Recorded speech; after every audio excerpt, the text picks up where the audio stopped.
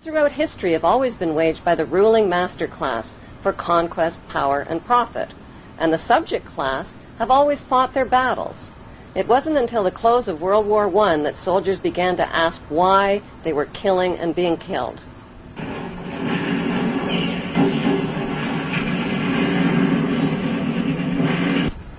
The League of Nations was the money cartel's first attempt at world control, but Tsar Nicholas II of Russia caught on to their plot and sabotaged it. That proved to be a deadly mistake. Schiff, Warburg, Rockefeller, Harriman, and Morgan backed the uprisings that led to the 1917 Russian Revolution. Their strategy was to finance both sides of wars and revolutions, which gave them control over the winners, the losers, and the outcome. The execution and removal of the bodies took 20 minutes. 3 centuries of Tsarist Russia were gone.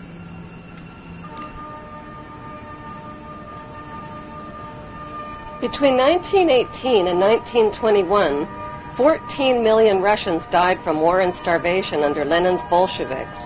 By 1919, Lenin ran up a national debt to the Rothschild banksters of $60 billion, which put Russia firmly under their control. As Mayor Rothschild once said, "Give me control of a nation's money, and I care not who makes her laws." To this day, the Rothschilds have stopped the heirs to the Tsar's fortunes from claiming their deposits held in Rothschild banks.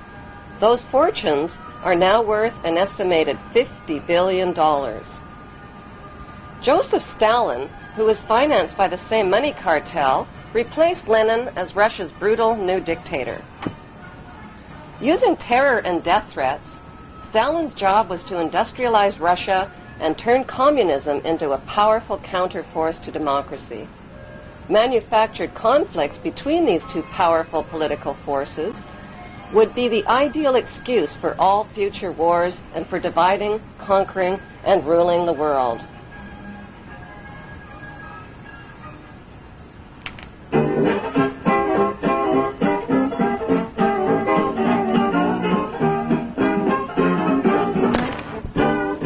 The Roaring Twenties was a decade of peace and prosperity in the United States. Installment plans were created to make buying high-priced items more affordable. Instead of shelling out $100 for a new washing machine, consumers would put $5 down and pay $8 a month. The dangers of debt and high interest rates didn't enter the minds of most Americans, and shopping raged throughout the decade. Advertising became part of the fabric of American culture as ads dominated newspapers and magazines. Sex appeal, social snobbery, outrageous claims, and fabricated scientific studies convinced consumers to buy more. With massive corporate growth, high employment, and a post-war bull market on Wall Street, first-time American investors went on a stock market buying spree. One wanted a piece of this prosperity. People bought stock on margin or credit for as little as 10% down. They then used the stock as collateral to borrow more money to buy more stock. Then they did it again.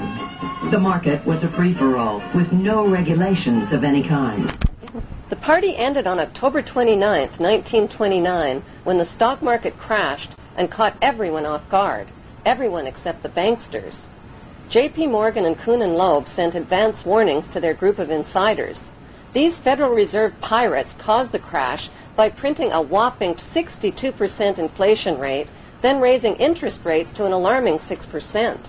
While the Rothschilds, Warburgs, and other Federal Reserve pirates escaped the fallout, outsiders lost everything, some of them leaping to their death from office towers. 30 of the 80 billion that industrial stocks had been worth vanished into thin air. But thin air was just another name for the international banksters. Following the crash, the Great Depression put 1/3 of the U.S. workforce out of work. The bankster-owned banks foreclosed on property and took possession of people's homes and farms. When panicked citizens lined up at banks to withdraw their hard-earned savings, the banksters gave them only 10 cents on the dollar. Bonnie Parker and Clyde Barrow decided to do something about it.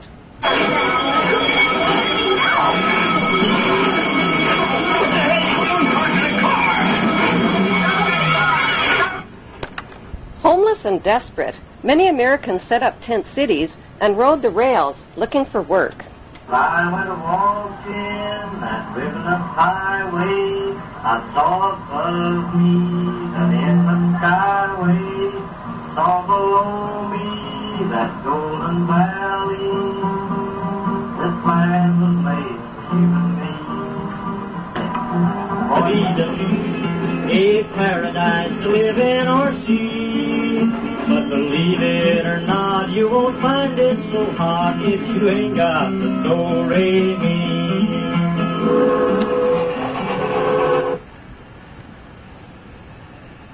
We don't want to overlook the fact that this country was on the brink of hell. We were looking and searching for anything to get us out of this mess. Communism looked very, very attractive to people. We're going to share everything. You're not going to have to worry about being out of a job. We're going to be one great, big, happy family. There was a lot of baloney. You weren't, but that we believed it.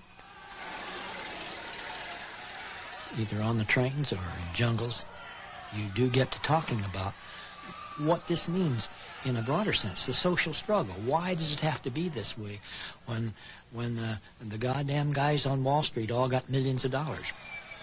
And I can remember being aware of the difference between the working class and the ruling class in this society, to put it in the terms that I use today. The boys come chanting and the fog was lifting. This land was made for you and me. Congressman Louis McFadden, chairman of the House Banking Committee, claimed the crash was planned by the international bankers who sought to become rulers of us all. In his famous 1932 congressional address, he said, "Mr. Chairman, we have in this country one of the most corrupt institutions the world has ever known. I refer to the Federal Reserve Board and the Federal Reserve Banks. The Federal Reserve Board has cheated the people of the United States out of enough money to pay the national debt 3 times over. This evil institution has impoverished and ruined the people of the United States through the defects of the law which it operates and through the corrupt practices of the moneyed vultures who control it. Some people think the Federal Reserve banks are government institutions. They are not government institutions. They are private credit monopolies which prey upon the people of the United States for the benefit of themselves."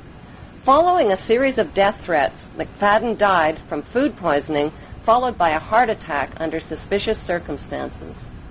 In his book, Wall Street and the Rise of Hitler, Professor Anthony B. Sutton shows documented evidence that U.S. corporations supplied money, gas, vehicles, and weaponry that helped Hitler launch World War II.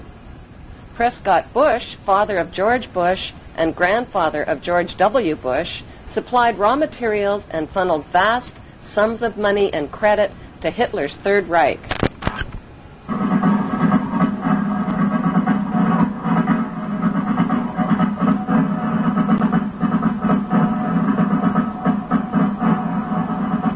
Under Trading with the Enemies Act, the U.S. government seized businesses operated by Prescott Bush and Skull and Bonesman Averell Harriman, including New York's Union Banking Corporation. These seizures were based on evidence that Bush and Harriman had been operating front organizations for Hitler's Third Reich.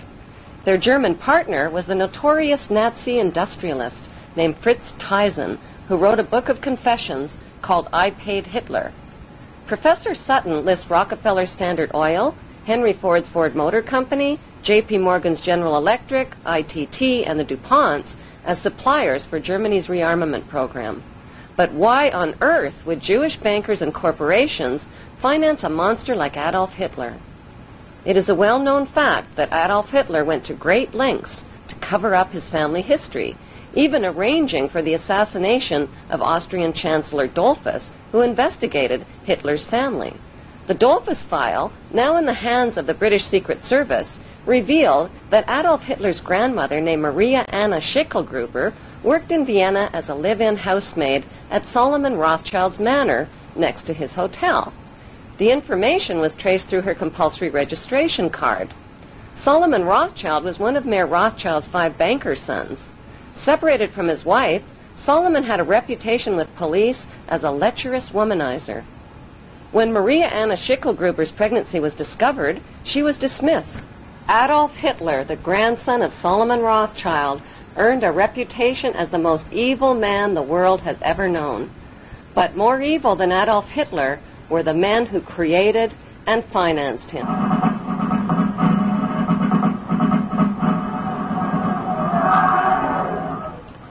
Hitler's revolutionary activities in Germany landed him in prison for 5 years.